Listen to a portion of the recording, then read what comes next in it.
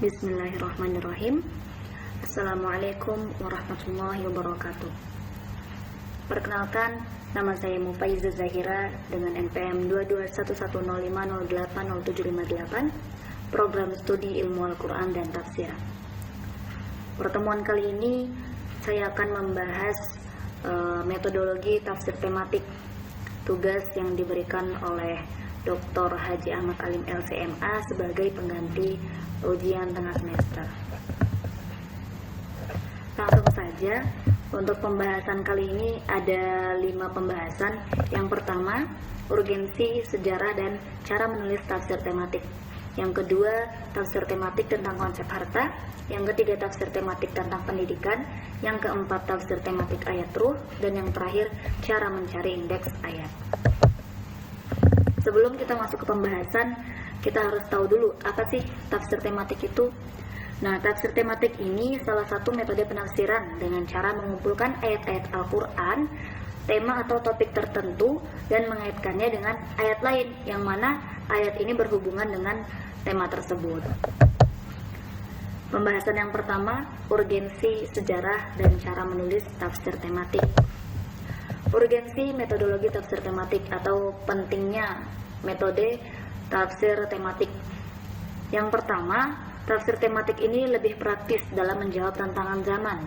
Yang kedua, dapat mengetahui hubungan dan penyesuaian antara beberapa ayat dalam satu judul bahasan. Yang ketiga, mempermudah para akademisi untuk mengetahui secara sempurna berbagai macam topik dalam Al-Quran. Dan yang keempat, tafsir tematik ini mencakup berbagai macam disiplin ilmu. Dan yang kelima, dapat memudahkan untuk mengetahui berbagai macam tema yang ada pada Al-Quran. Selanjutnya, sejarah tafsir tematik. Tafsir tematik ini sebenarnya sudah ada dari zaman Nabi Muhammad SAW dengan diskusi antara Nabi dengan para sahabatnya. Contohnya dalam Quran Surah Al-An'am ayat 82, yang artinya orang-orang yang beriman dan tidak mencampur adukkan iman mereka dengan kezaliman, mereka itulah yang mendapat keamanan, dan mereka itu adalah orang-orang yang mendapat petunjuk. Nah, lalu sahabat ini bertanya, apa sih kezaliman yang dimaksud dalam ayat ini gitu? Nah, Rasul menjawab dengan menggunakan ayat lain, yakni Quran Surah Luqman ayat 13, yang artinya kezaliman di sini ialah syirik, mempersekutukan Allah. Kemudian pada zaman tabi'ut tabi'in, penafsiran mulai dibukukan. Nah, pelopor utamanya ialah Ibnu Jarir At-Tabari. Karya beliau ini Tafsir At-Tabari yang menjadi induk tafsir di seluruh dunia. Cara menulis tafsir tematik. Di sini ada 5 cara.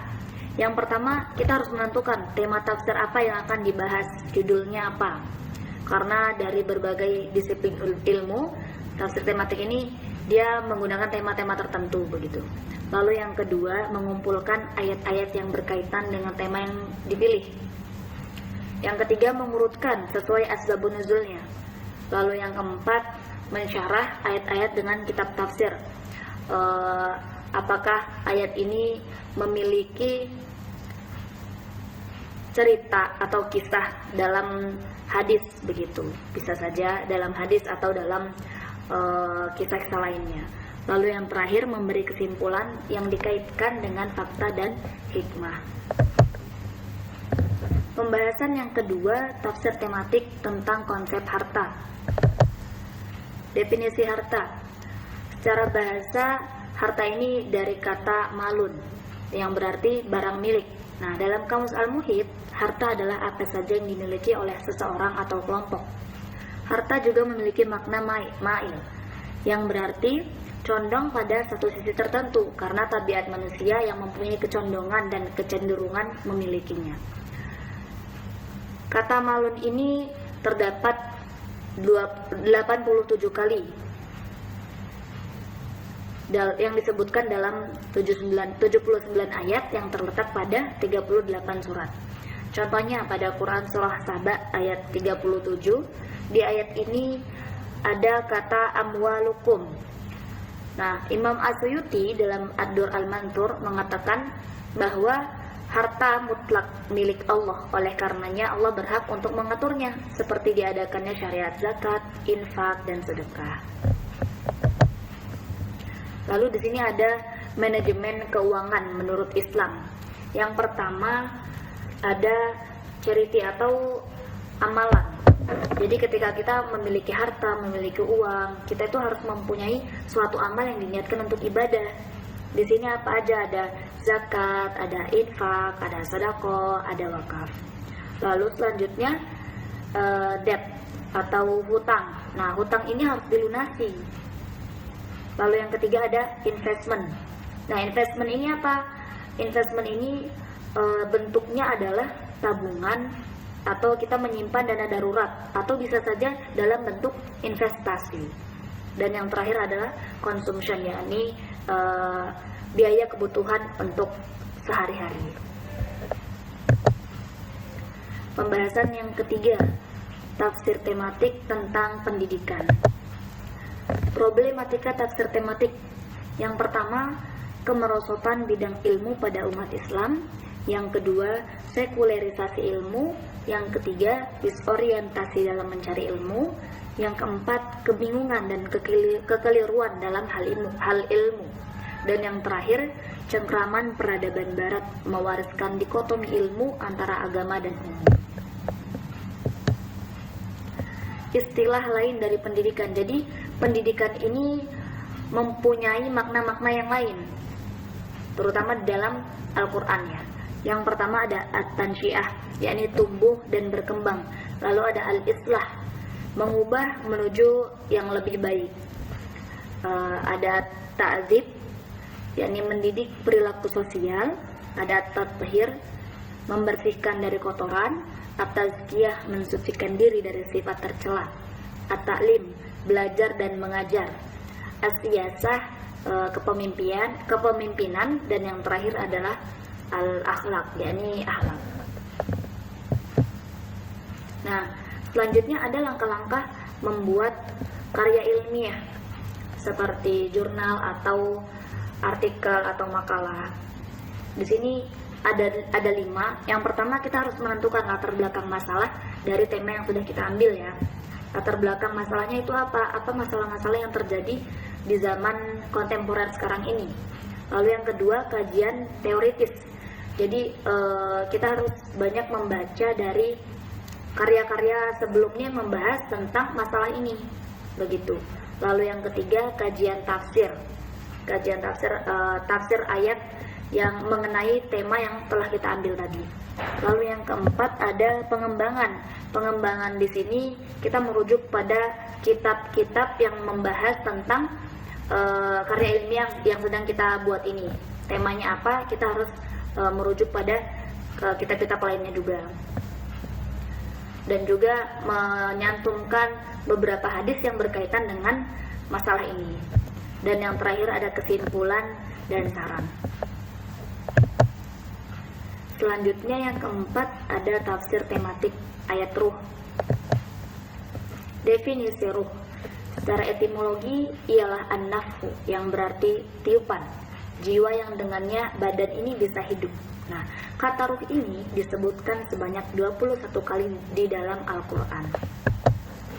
Nah, makna ruh dalam berbagai penafsiran ini cukup banyak.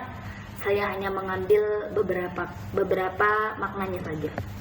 Yang pertama, ruh ini bermakna nyawa atau jiwa manusia yang diberikan Allah agar manusia ini bisa hidup. Lalu yang kedua, malaikat Jibril. Yang ketiga ada rahmat Allah Subhanahu wa taala. Ada al-wahyu, cahaya keimanan, kemenangan atau pertolongan Allah, dan juga ruh ini bermakna keberkahan dalam hidup manusia. Yang kelima, pembahasan terakhir, cara mencari indeks ayat. Di sini ada 4 caranya. Yang pertama, mencari secara manual dengan membaca keseluruhan ayat Al-Quran. Jadi kita udah menentukan temanya apa, penafsirannya, kata apa yang mau kita cari penafsirannya. Nah, itu dibaca seluruh ayat di dalam Al-Quran dan mencari kata yang sesuai dengan tema yang telah kita tentukan tadi. Lalu yang kedua, kita membuka kitab-kitab indeks Al-Quran. Nah, kitab-kitab ini sudah banyak ditemukan di internet, di e-booknya ini sudah banyak di internet. Atau kalau mau bentuk fisiknya dicari ke toko-toko buku. Nah, untuk e-book ini bisa dicari pada website almustafa.com atau di alukah.net, nurbook.com ataupun wakfeya.net. Dalam website ini telah tersedia kitab-kitab terdahulu sampai yang kontemporer sekarang ini. Nah, yang ketiga, kita juga bisa membuka kamus Al-Quran. Salah satu kamusnya Al-Quran ini berjudul Al-Mu'jam Al-Mufahras ya Muhammad Fuad Abdul Baqi. Nah, kita bisa mencari di sini mulai dari satu kata itu bisa dicari dan nanti ditemukan di dalam surah apa dan ayat berapa. Yang terakhir, bisa juga kita mencari di web internet seperti almaani.com.